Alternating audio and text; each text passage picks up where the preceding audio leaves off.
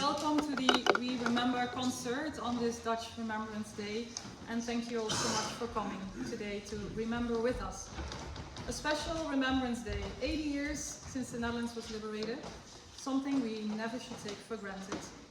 Before I introduce our special guests, please let me remind you to turn off your cell phones or at least switch them to silent mode. The QR code on your program will give you access to the full program, all lyrics and translations, poetry, text and performers' biographies. We are very honored to have very special guests today. So let me welcome on stage our very supportive and wonderful councillor of the Rideau Rockcliffe Ward, Councillor Roest King. Thank you so much.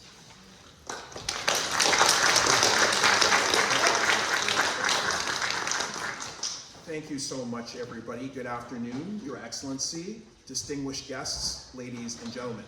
On behalf of Mayor Mark Sutcliffe and the City of Ottawa, I bring warm greetings to all gathered here today for this important commemoration. It is a profound honor to stand before you at this We Remember concert, particularly as we reflect on the meaning of liberation and freedom.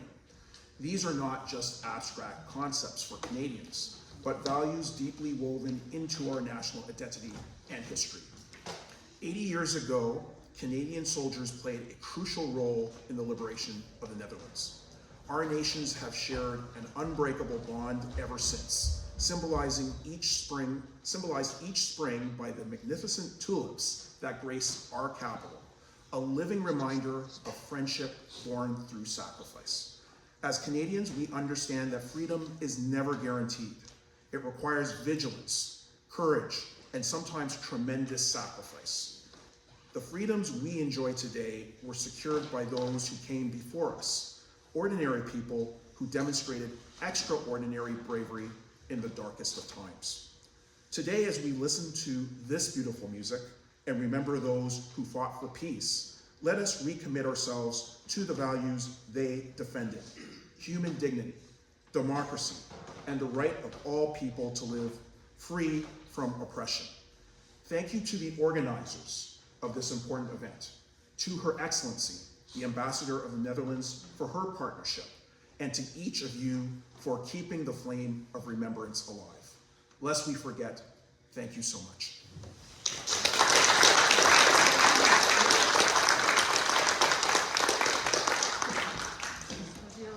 Thank you so much. It's always such an honor and pleasure to have you as our special guest. Please allow me to welcome on stage Her Excellency Margriet Vonno, Ambassador for the Kingdom of the Netherlands to Canada.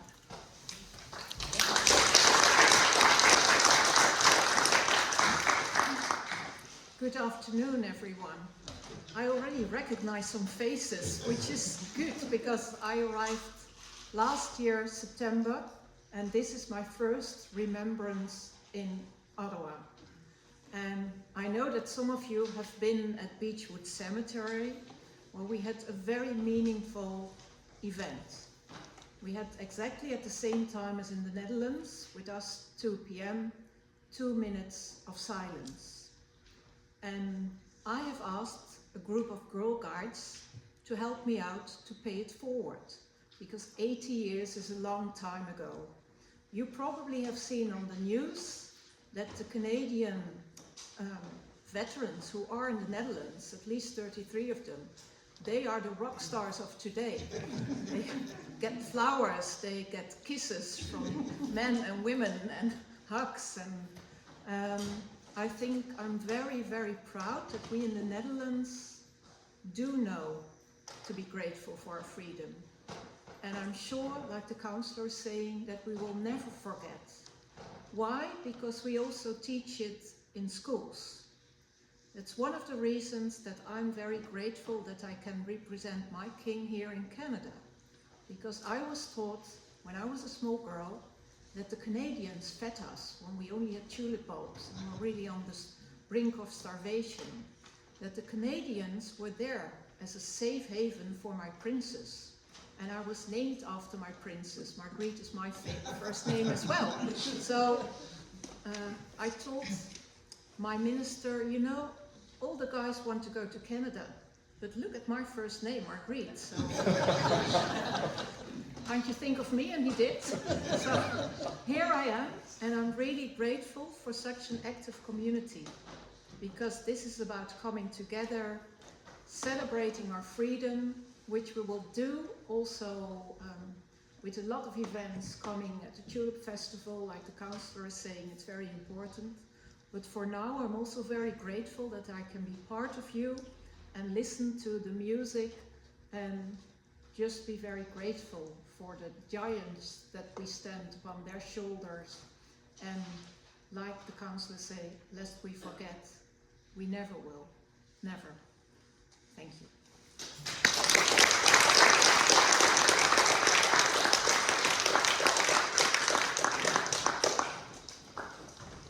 So, dear Ambassador, thank you so much for your presence today and for these wonderful words. It means a lot for everyone to have you here today, as well as Councillor King. Thank you so much. Remembrance Day personally always affects me strongly, since I was brought up with many war stories and experiences from my parents. And every year we would watch the national ceremony on TV and respectfully held our 2 minutes of silence at 8 p.m. I grew up with parents who both went through the war as children, and my whole life I've been reminded of the value of freedom, which we indeed should never take for granted. Especially in these chaotic and stressful times where the perception of freedom has shifted in so many different directions, we wanted to focus what role music has in the expression of forgotten stories, emotions, symbolism, and messages. We are here today, this late afternoon, to take you through the process of these expressions by different composers from all kinds of backgrounds, but mainly Dutch. The music will guide you through a journey of sadness, despair, trauma, and hope during the dark days, and slowly, bit by bit, music piece by music piece, we are finding the light at the end of the tunnel, arriving at a point of realization that we all want and need a world of love and peace, inclusiveness, mutual respect, unity, and happiness. We truly hope you will appreciate traveling this journey with us this afternoon. Thank you.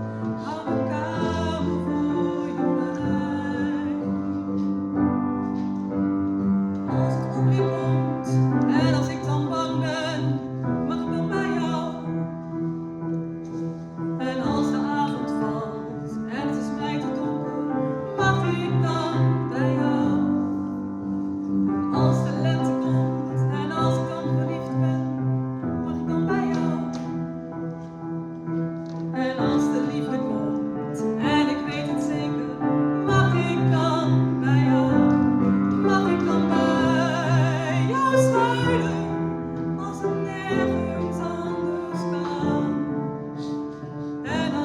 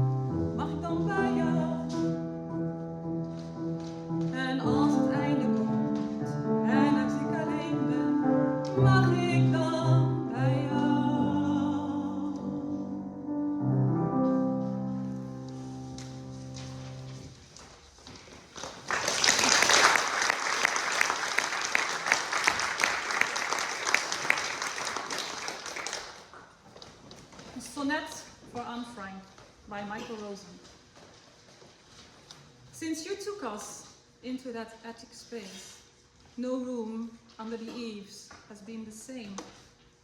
Wherever we go, our homes or others, whenever we dip and duck under beams, you are in the shadows, writing pages, laughing, crying, eating, daring to love, imagining a better world than yours. How you wrote leads us to think we know you. You compress so much life into that loft, which we pour over and love you for it. Yet the real world, not the one you imagined, didn't allow you to live and write anymore. Each time we read, we struggle to enjoy your love of life while knowing how it ended.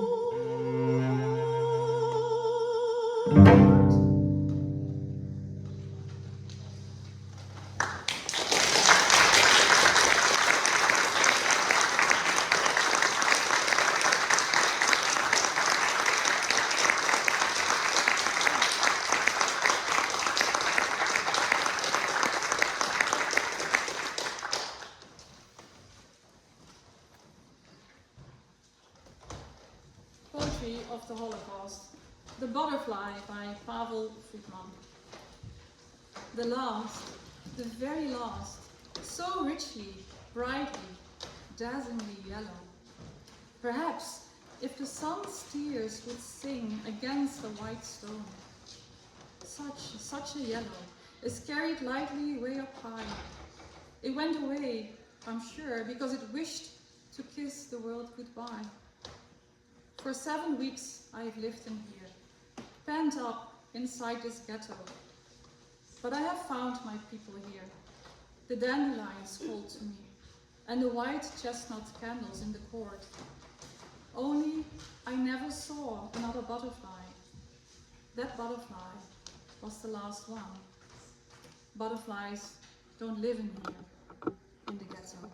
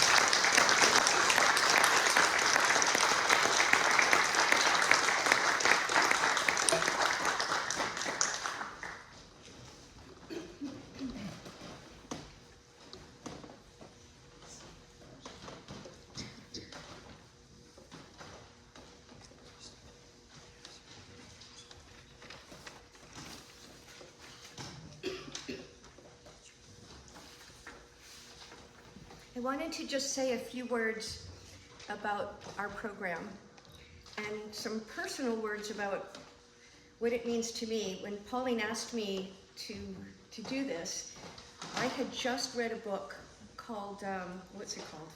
Ross, what's the book called? You lent it to me. He's back there. Hold on. I will find it. It is called The Island at the Center of the World by Russell Shortell. And I grew up outside of Boston and had grown up with the whole New Englanders and we built the United States that used to be united. And then I read this book and learned how much Dutch influence there has been in the United States. And a whole bunch of the freedoms actually came from the Dutch who came over.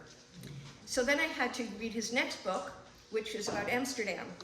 And I highly recommend these two books because they're really inspiring and they made me want to move to Holland now. Anyway, like many people, I think my introduction to Holland was through reading the Diary of Anne Frank, which was in the curriculum where I grew up. And I grew up in a secular Jewish home, and it had a really strong impact reading this book, partly because when we didn't work hard, our parents would often talk about the 6 million Jews who perished and how it was our responsibility to be, you know, the best person we could be and to fight injustice. And that sort of stuck with me. So anyway, when Pauline asked me about this program, I realized I couldn't think of any Dutch composers off the top of my head. Of course, I knew some, but it wasn't like, oh, that person's Dutch. So I started investigating.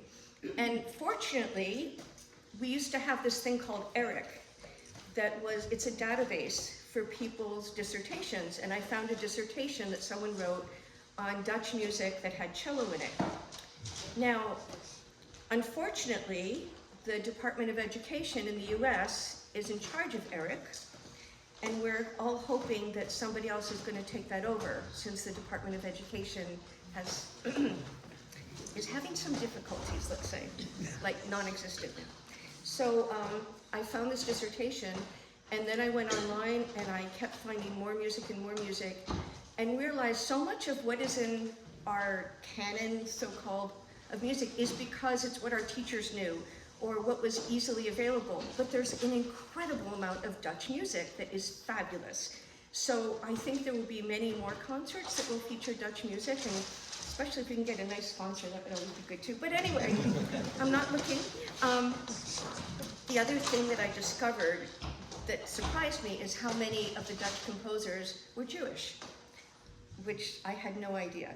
And I wasn't actually specifically looking for Jewish composers, but then when I started finding music that had cello in it and then looking up the composers, many of them happened to be Jewish. This next piece is by James Simon. And I think this is an incredibly wonderful work. It was written in Amsterdam when Simon fled the Nazis. He was in Berlin and he fled the Nazis. He was a musicologist and a pianist and a composer, and apparently had quite a nice career. And the Nazis started by taking his music out of libraries, and then he lost his job, and then he wasn't getting freelance work. So he fled, left his wife, but he fled to Amsterdam. And what's interesting, especially to me, is that he grew up in a very well-to-do home where his parents focused on learning German culture and being educated, and it wasn't about being Jewish, but it didn't matter.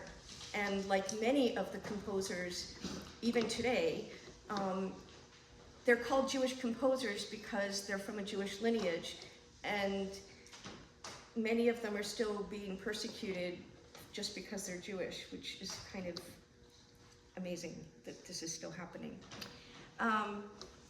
So this piece, it's very episodic, and when I was learning it, it actually reminded me of the Diary of Anne Frank. And I'm just going to read a little quote and why it reminds me of this. So it's full of reflection and even some despair, but it also has a lot of hope in it. And Anne's quote, "We usually remember that in spite of everything, I still believe that people are really good at heart." She went on to say, "I simply can't build up my hopes on a foundation consisting of confusion, misery, and death. I see the world gradually being turned into a wilderness. I hear the ever-approaching thunder which will destroy us too. I can feel the sufferings of millions, and yet, if I look into the heavens, I think that it will all come out right, that this cruelty too will end, and that peace and tranquility will return again. And by the way, even though Simon escaped to Amsterdam, 11 years after he moved there, the Nazis tracked him down and murdered him in Auschwitz. So this is an arioso that he wrote in 1929.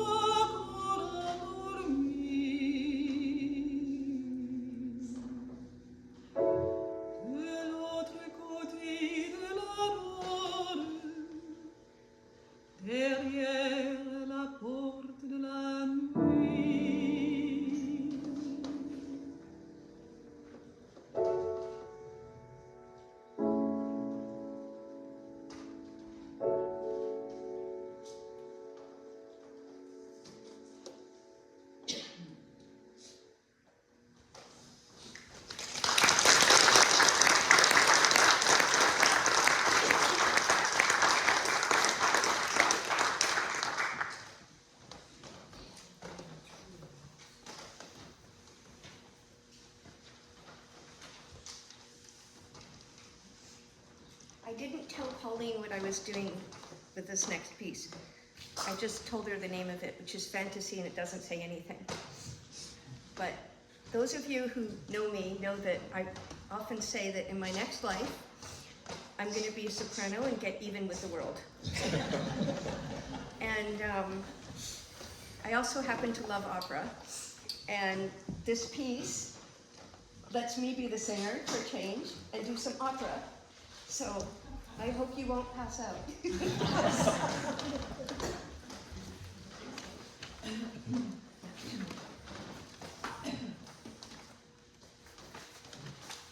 And Mendes, by the way, much to my surprise from I started learning the piece, was also a Jew. So probably came from the diaspora from Portugal.